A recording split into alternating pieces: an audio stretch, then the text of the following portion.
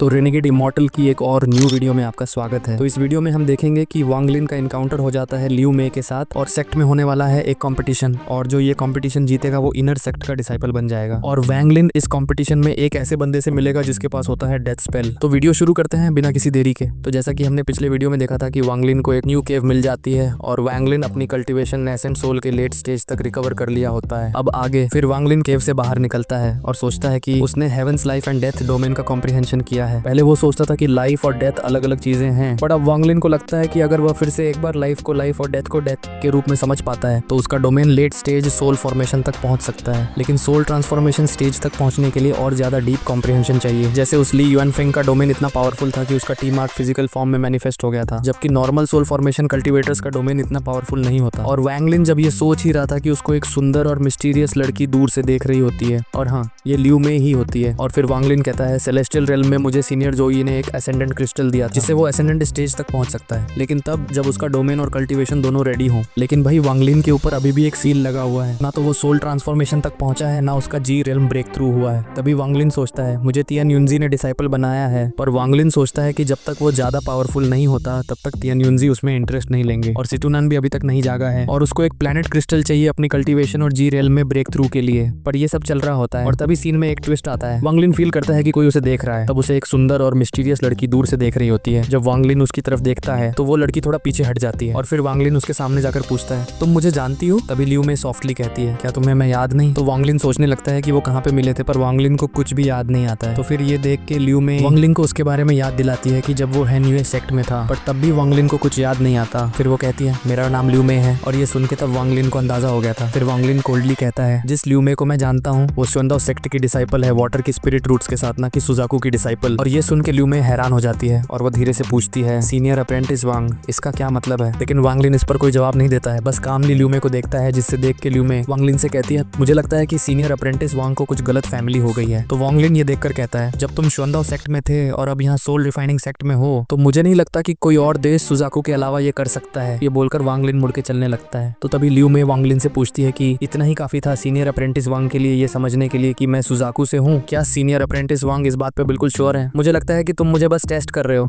Senior apprentice वांग, मैं तुमसे झूठ नहीं बोलूंगी। और लियू में फाइनली एक्सेप्ट करती है कि हाँ वो सुजाकू कंट्री की डिसाइपल है। तभी वांग लिन एक मॉकिंग स्माइल के साथ कहता है क्या मैं सच में तुम्हें टेस्ट कर रहा हूँ? मैंने तुम्हारे हाथ में जो ब्रेसलेट देखा था वो रेड बटरफ्लाई के हाथ में भी था। और फिर बिना कुछ और कहे वांग लिन उड़ जाता है। तो लियू में वांग लिन को पीछे से देखते हुए सिर्फ एक बात बोलती है वो लड़का जो कभी यूथ था अब एक स्टील हार्टेड कल्टिवेटर बन चुका है, पर उसका असली डाव हार्ट क्या है? और कोई भी नहीं जानता था कि वांग लिन का डाव हार्ट क्या है, बस वो खुद ही जानता था। और लियू में से मिलने के बाद से वांग लिन एकदम ग्लूमी हो गया था और उसको सुजाकू कंट्री से थोड़ा डर फील होता था, क्योंकि उधर से वांग लिन मरते मरते बचा है और वांग लिन को लगता था कि सुजाकू कंट्री का एंड पास आ रहा है। और तभी 2 दिन बीत जाते हैं। 2 दिन बाद स्टार्ट होती है आउटर सेक्ट की कंपटीशन। पूरे टेंस ऑफ थाउजेंड्स डिसाइपल्स को अलग अलग अरीनाज में डिवाइड कर दिया गया। हर अरीना पे रोज डोजन्स फाइट्स होती थी और यहाँ का बस एक ही रूल था, जीतो या मरो। और सोल रिफाइनिंग सेक्ट को आउटर सेक्ट डिसाइपल्स की जिंदगी या मौत से कोई फर्क नहीं पड़ता। अगर तुम्हारे पास ताकत थी तो तुम सबको मार सकते थे और उन्हें कोई फर्क नहीं पड़ता। और उल्टा इधर एक रूमर भी था कि जितना ज्यादा तुम मारोगे उतनी ज्यादा चांसेस होते हैं इनर सेक्ट में एंट्री के। अगर कोई हर फाइट में सबको मार डालता तो उसकी इनर सेक्ट में एंट्री की चांसेस बहुत ज्यादा बढ़ जाते थे। और एक समय एक बंदा था जो अपने रास्ते में सबको मारते हुए कंपटीशन जीत गया था। हालांकि वो जीत नहीं पाया, फिर भी उसे इनर सेक्ट में एक्सेप्ट कर लिया गया था। ये एक अनोखा घटना थी जिससे ये रूमर आग की तरह फैल गया। हर कंपटीशन के बाद आउटर सेक्ट के डिसाइपल्स का आधा भी जीत कर नहीं निकलते थे।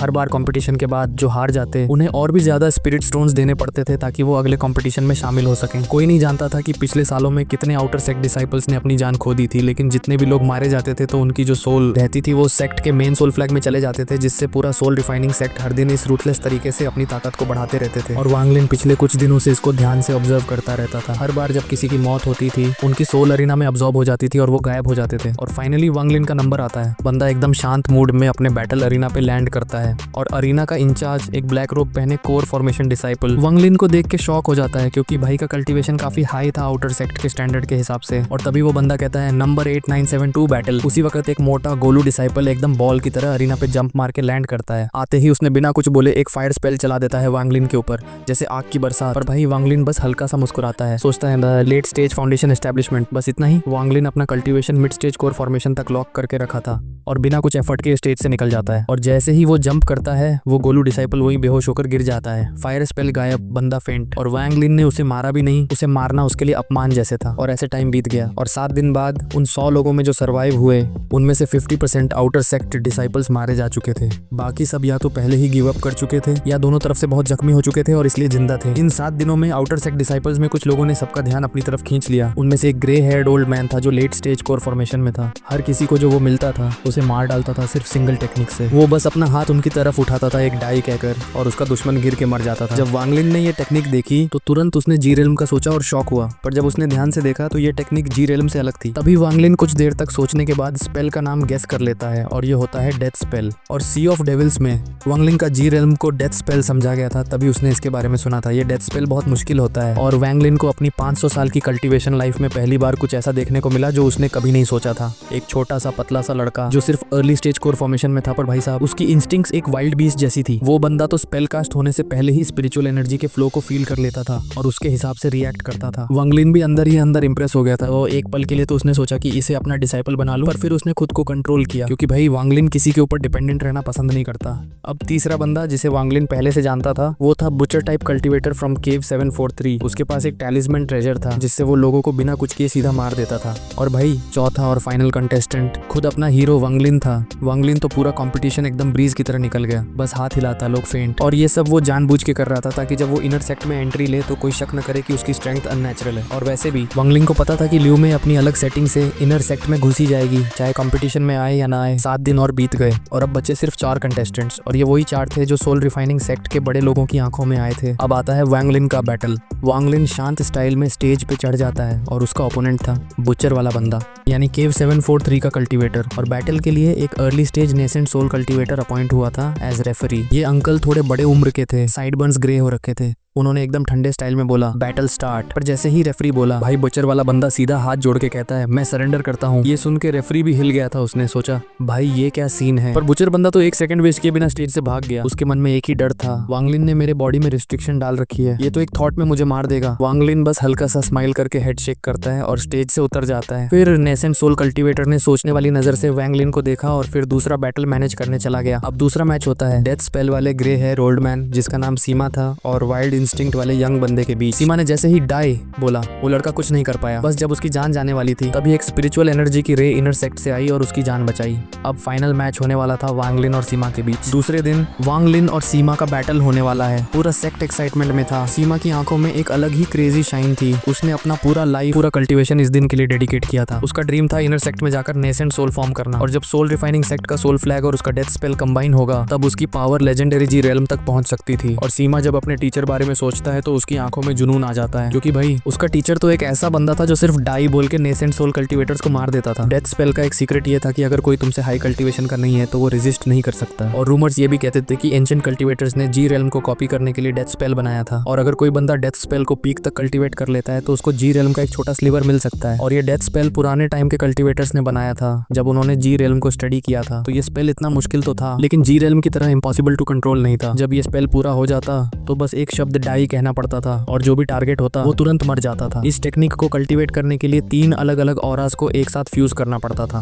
पहली ऑरा थी डेथ ऑरा जो कॉर्प्सेस से एनर्जी अब्सॉर्ब करके मिलती थी। ये डेथ ऑरा भी एक तरह का यिन एनर्जी ही था लेकिन डेथ से भरा हुआ। और दूसरी थी यिन ऑरा जो फीमेल सोल से मिलती थी, इसमें लाइफ का एलिमेंट होता था। जब दोनों ऑरास मिलती थी तब तीसरी ऑरा जो थी किलिंग ऑरा उसे भी कंबाइन करना पड़ता था। जब ये तीनों ऑरास फ्यूज हो जाती थी तो एक ट्रायल स्टार्ट होता था जिसमें सिर्फ 10% चांस होता था जीतने का। अगर कोई इस ट्रायल को सर्वाइव कर लेता तभी वो डेथ स्पेल यूज कर पाता। मगर ये कल्टीवेशन का प्रोसेस इंटेंस पेन से भरा होता था और हर 3 साल में एक और ट्रायल होता था जिसमें सर्वाइवल का चांस और कम हो जाता। डेथ स्पेल एक पिरिक टेक्निक थी, मतलब पावरफुल होने के बावजूद इसे सीखना बहुत रिस्की था। इसका ऑफेंसिव कैपेबिलिटी बहुत अमेजिंग था लेकिन धीरे धीरे ये टेक्निक लॉस्ट हो गई क्योंकि लोग इसे सीखने से डरने लगे थे। अब सीमा को देखते हैं जो अपनी उंगली से डाई कहा और डेथ स्पेल एक्टिवेट कर लेता है और तभी उसकी फिंगर से एक अजीब सी स्पिरिचुअल एनर्जी का फ्लक्चुएशन स्प्रेड होने लगा। जैसे कोई शांति से लहर आए वैसे एयर में रिपल्स स्प्रेड होने लगे और ये देख के वांग वांगलिन वो इस डेथ स्पेल को समझने की कोशिश करने लगता है। जब सीमा ने पॉइंट किया तो वांगलिन ने अपने अंदर एक यिन ऑरा महसूस की। ये यिन ऑरा थोड़ा अलग था उससे जो वो अंडरवर्ल्ड असेंशन मेथड के लिए यूज करता था। जैसे ही वो यिन ऑरा अपीयर होता है, एक और ऑरा उसके अंदर दिखाई देती है, एक किलिंग ऑरा। तो ये देख के वांगलिन थोड़ा शॉक्ड हो जाता है क्योंकि उसके बॉडी में ये किलिंग ऑरा तभी होना चाहिए था जब उसने काफी ज्यादा लोग मार दिए होते। पर ये किलिंग ऑरा बहुत फेंट था और यिन ऑरा के साथ मिलकर एक शार्प ब्लेड बन गई थी जो डायरेक्टली उसके ओरिजिन सोल को टारगेट कर रही थी।